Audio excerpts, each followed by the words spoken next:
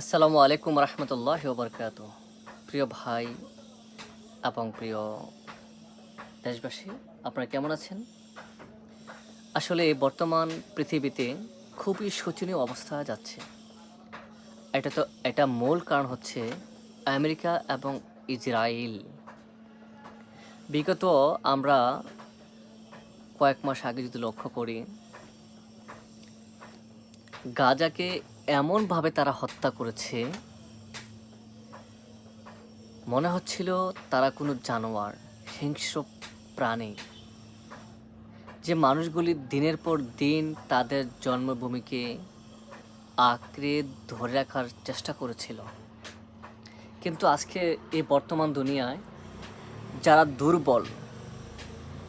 দুর্বল, যাদের আর্থিক ব্যবস্থা খুবই দুর্লভ, যাদের কোনো প্রতিরক্ষা ডিফেন্স নেই, এবং এই পৃথিবীতে তাদের মনে হয় বেঁচে থাকার কোনো অধিকার নেই।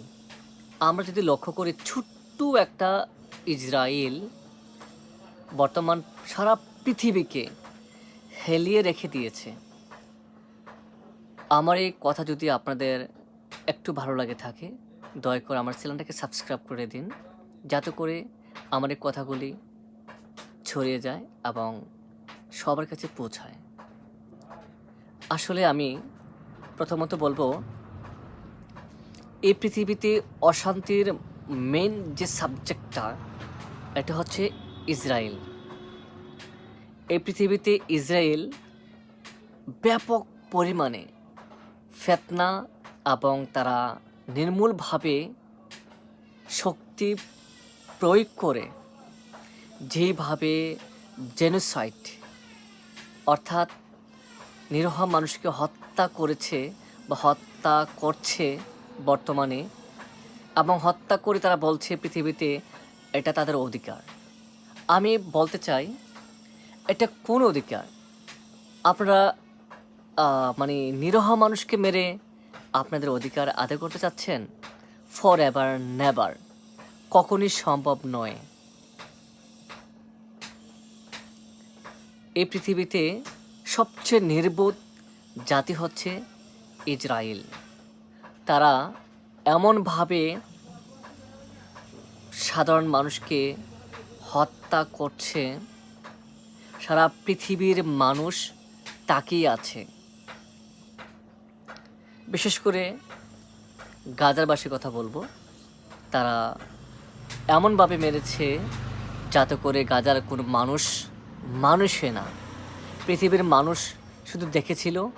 আর এমনটা মনে হচ্ছে তামাম পৃথিবী ইসরায়েলকে ভয় পায়। যদি ভয় পেয়ে থাকেন, তাহলে নেক্সট আপনার পালা। জি হ্যাঁ, এরপর যে ম্যাটারটা হবে, ওরা বলবে আমরা হচ্ছি, মানে ওরা বলতে ইসরায়েল বলবে আমরা হচ্ছি পৃথিবীর সবচেয়ে শক্তিশালী জাতি বলে তারা ঘোষণা করবে। তখনও পৃথিবীর জাতি এবং পৃথিবীর ম্যাক্সিমাম মোস্ট পাওয়ারফুল কান্ট্রিগুলি তাকিয়ে থাকবে। ভাই, যদি এভাবে তাকিয়ে থাকেন, তাহলে একদিন হয়তো পৃথিবীতে কোনো দুর্লভ মানুষ থাকবে না, এমনটা মনে করবেন না। কারণ যুগের পর যুগ এই পৃথিবীতে ফেরাউন ছিল, আছে এবং থাকবে। কোনো ছবিতে যদি ভিলেন না থাকে, নায়কের যেমন মূল্য নেই, তেমনিভাবে এই পৃথিবীতে ফেরাউন না থাকলে ভালো মানুষের মূল্য থাকবে না।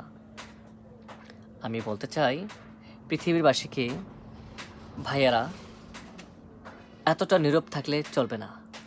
এতটা নীরব থাকলে কালকে হবে আপনার পালা।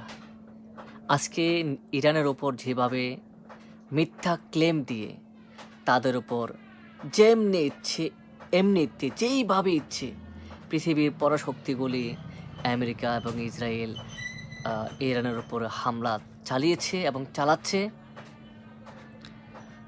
এতে বোঝা যায় এ পৃথিবী অচিরেই বড় কিছু গড়তে যাচ্ছে। আসসালামু আলাইকুম ওয়া রাহমাতুল্লাহ।